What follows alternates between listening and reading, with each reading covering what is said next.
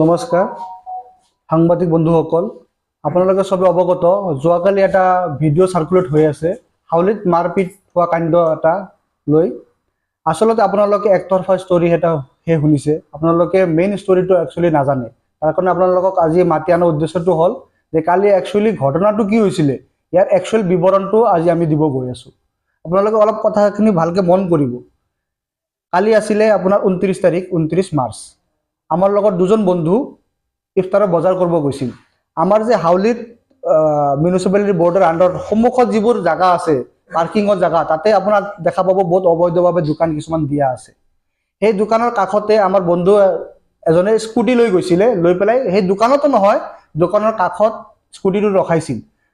ৰখাৰ লগে লগে কি কৰিছে, এই দোকানীৰ মানুহৰ মাজৰ পৰা ভিতৰৰ পৰা তাহনক বেয়াকে গালি বেয়া ভাষাত গালি দিছে আৰু লগতে তেওঁলোকক লাঠি লৈ কিবা বস্তু লৈ খেদি আহিছে আৰু লগতে মাৰিছেও।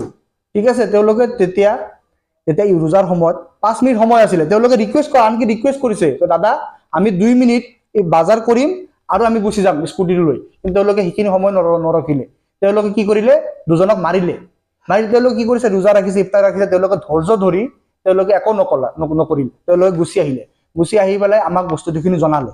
তো আমি তেওঁলোকে যে কৈছে আমি যে গোট লৈ গৈছো 30 জনীয়া গোট, এইটো মিছা কথা। তাতে সব মানুহ পাব্লিক জমা হৈ আছিলে। আমি 5জন 6জন মান মানুহে তাতে গৈছিলো। তাতে গৈ পেলাই তেওঁলোকক সোধপোছ কৰিব গৈছিলো যে আচলতে ঘটনাটো কি। আপোনালোকে আমাৰ দুজন বন্ধু মানুহ, যোনে নিউট্ৰেল মানুহ, আজিলৈকে কোনো ক্ৰাইমত লিপ্ত হোৱা নাই, কোনো একো নকৰে, সামাজিক কামত থকা মানুহ, তেওঁলোকক দুটা কিয় মাৰিছে। একচুৱেলি আমি এইখিনি ক'ব গৈছো, আমি ক'ব পোৱাই নাই, আমি ৰাস্তাত খাৰা হৈছো। তেওঁলোকে তাৰ পৰা লাঠি ওলাইছে, জোঙা লাঠি, ৰড ওলাইছে আৰু আমাক ভাবুকি দিছে যে ইয়াৰ নামত ডকাইতি কেছ কৰিম, তহঁতে কি কৰিবি। কোনোবাই কৈ আছে ইয়াতক জব কৰি দে, কোনোবাই বেলেগ বেলেগ ধৰণৰ ভাবুকি দি আছে আমাক। লাঠি চাঠি লৈ আমাক মাৰিব, খেদিব আহিব। তেতিয়া আমি কৈছো যে ইমান কেইটা ৰাইজৰ আগত আপোনালোকে যদি মাৰিব পাৰে, আমি বুকু পাতি দিছো যে আপোনালোকে ইমান ৰাইজৰ আগত যদি মাৰিব পাৰে মাৰক, আমিও চাম আপোনালোকে কেনেকে মাৰিব পাৰে ৰাইজৰ আগত, পাব্লিকৰ আগত। তেওঁলোকে সেয়ে মানা নাই। ইমান ৰাইজৰ আগত পাব্লিকৰ থাকাটো তেওঁলোকে কি কৰিছে, লাঠি লৈ, ৰড লৈ আমাৰ ওপৰত খেদি আহিছে, আমাৰ ওপৰত প্ৰথম আক্ৰমণ কৰিছে। আপোনালোকে যদি ভিডিঅ'টো ভালকে চাইছে, ভালকে মন কৰিব, প্ৰথমৰ পৰা লাষ্টলৈকে মন কৰিব, আমি কিবা অস্ত্ৰ লৈ গৈছিলো নেকি। আমি খালী হাতে গৈছিলো, আমি 5জন 6জন মানুহ তেওঁলোকৰ মাজত বুজাবুজি কৰিব গৈছিলো যে পবিত্ৰ ৰমজান মাহ, ঈদ আহি আছে, আমি যাতে বস্তুটো মিলা প্ৰীতিত শেষ কৰিব পাৰো, আমি সেইটো হিচাপে আমি তাতে গৈছিলো। কিন্তু তাতে তেওঁলোকে যোৱাৰ পিছত আমাৰ কথা একটা কথাও নুশুনিলে। আমি তাতে যোৱাৰ পিছত তেওঁলোকে লাঠি টকান লৈ, ৰড লৈ আমাৰ ওপৰত খেদি আহিলে, আমাৰ ওপৰত মাৰিলে। তাৰ ফলত আমাৰ বহুত বন্ধু সকল কি হ'ল, আঘাতপ্ৰাপ্ত হ'ল। কোনোবাই বুকুত দুখ পাইছে, কোনোবাই কঁকালত দুখ পাইছে, কোনোবাই থাইজত দুখ পাইছে। তাৰে যোনটো ল'ৰা, এজন ল'ৰাক মাৰিছিলে, সেইটো ল'ৰা এতিয়া আৰাম কৰি আছে, তেওঁ পিঠিত দুখ পাইছে, তো বেড ৰেষ্টত থাকিব দিছে ডক্টৰে। তো তেওঁ আজি ইয়াতে আমাৰ সংবাদ মেলত থাকিব পৰা নাই। তাৰপিছত কি কৰিছে আপোনাৰ যে নাই, তেওঁলোকে লাঠি লৈ তেওঁলোকে আমাক মাৰিছে। আৰু সেইটো ফলত কিবা এক্সচেঞ্জত দুটা এটা সিহঁতক কৰিব পাৰে, সেইটো আমি নাজানো। আমাৰ যদি কিবা হৈছে, আমি সেল্ফ ডিফেন্সত কৰিছো, আমি কাকো মাৰিব যোৱা নাই। আমি কি তেওঁলোকক বুজাব গৈছো, আমাক বুজাব যাওঁতে তেওঁলোকে আমাৰ ওপৰত আক্ৰমণ কৰিছে। আমি যি কৰিছো সেল্ফ ডিফেন্সত কৰিছো। আমি এইটো বুলি নহয়, আমি সমাজত আগতো এণ্টি ছ'চিয়েল এক্টিভিটিত লিপ্ত থকা মানুহৰ যি মানুহ আছে, আমি এগেইনষ্টত মাত মাতি আহিছো। আমি সামাজিক কামত লিপ্ত থকা মানুহ, আমি সামাজিক মানুহ, আমি সবেই শিক্ষিত মানুহ, আমি তাতে মাৰপিট কৰিব যোৱা নাই। আৰু তেওঁলোকে যে আমাৰ ওপৰত এলিগেশ্যন যে দিছে যে আমি তাতে ডকাইতি কৰি আহিছো, এটা পিঁয়াজৰ দোকানত কিমান টকা ধন, কিমান টকা কেছ টকা থাকিব পাৰে, সেইটো আপোনালোকে বিবেচনা কৰিব। আৰু তেওঁলোকে যি কথা কৈছে, তেওঁলোকে একচুৱেলি ভুক্তভোগী। আমাৰ ওপৰত এটেক কৰিছিল। আজি যদি আমি তাৰ পৰা বাচি নাহো, পলায়ন কৰি নাহো, আজি আপোনালোকে আমাক হস্পিটেলত পালে হয়, হস্পিটেলত গৈ আপোনালোকে আমাৰ আজি ষ্টেটমেণ্ট ল'লে হয়। আৰু ভগৱান আল্লাহৰ কৃপা ভাল, আমি আজি আপোনালোকৰ আগত আহিছো, এই সঁচা কথাখিনি আপোনালোকক ক'ব পাৰিছো।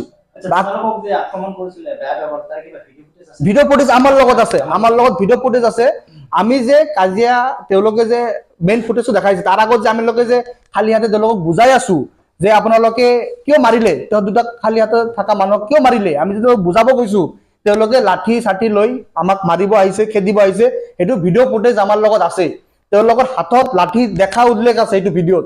আমি এইটো ভিডিঅ' সাংবাদিক ডাঙৰীয়াহঁতক আমি এইখিনি দিম, আপোনালোকে বস্তুখিনি চাব। আৰু মই প্ৰিয় ৰাইজক এইখিনি কৈছো, আপোনালোকে ভিডিঅ'টো চাব, গোটেই ভালকে ভিডিঅ'টো চাব, আৰু তাৰপিছত আপোনালোকে নিজে জাজমেণ্টটো দিব।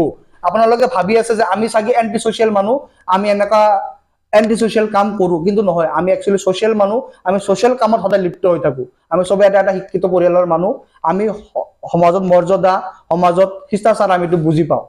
আৰু আশা কৰোঁ আমাৰ সাংবাদিক দাদা ভাইসকলে এই নিউজটো যাতে চবৰ যাতে হেৰি কৰে, স্প্ৰেড কৰাই দিয়ে, আৰু সঁচা নিউজখিনি যাতে মানুহে পাব্লিকে বুজি পায়। আচলতে যোৱাকালি যি অপ্ৰীতিকৰ ঘটনা সংঘটিত আছে, তাত বুলবুল নামটো বিৰাট উচ্চাৰণ আছে। হয়, ময়ে বুলবুল আলি, মই তাতে আছিলোঁ। ঘটনাটো মিডিয়া বন্ধুসকলে যেনেকৈ দেখাইছে আচলতে সেনেকুৱা নহয়। মোৰ ভাই অলৰেডি এই বিষয়ে জনাইছে, মানে বাকী আপোনালোকেও হয়তো ৰিপৰ্ট লৈছে। মোৰ হিচাপত এইটো নিউজটো আমাৰ বিপক্ষে হৈছে, মানে মেইন যিটো ঘটনা সেইটো মানে হাইলাইটত অহা নাই। গতিকে আমি মিডিয়া বন্ধুসকলৰ জৰিয়তে এইটোৱে জনাব বিচাৰিছোঁ যে পক্ষ দুয়োটাই মানে শুনিব লাগিব, মানে কি হৈছে ঘটনাৰ মানে মেইন মানে হেৰিত যাব লাগিব। আৰু এটা আমাৰ হাউলি বজাৰৰ বহুত অসুবিধাৰ বিষয় এটা হৈ আছে যে ফুটপাথৰ মাজত দোকান। আজি আমাৰ লগত হয়তো কথা বাৰ্তা দুই এটা উল্টা পুল্টা হৈছে, কালি আপোনাৰ লগতো হ'ব পাৰে। যিহেতু হাউলিটো আমাৰ নিজা জেগা, নিজেই ভাল কৰি ৰাখিব লাগিব। প্ৰশাসনৰ ওচৰত এইটোৱে আমাৰ আহ্বান, আৰু বাকী একো নকওঁ। বাকী সিমান এটা ডাঙৰ কেছ হোৱা নাই।